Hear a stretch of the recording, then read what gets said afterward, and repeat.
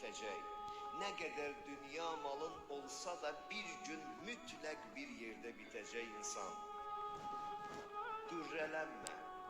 Bunlar qürrələnəcək məsələlər deyil. Dünya malı sənin gözünü örtməsin.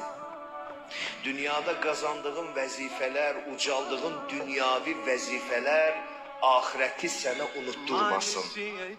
Biz bu cür, bu dəyərləri qoruduğumuz halda dünyadan qazanmış köçə bilərik.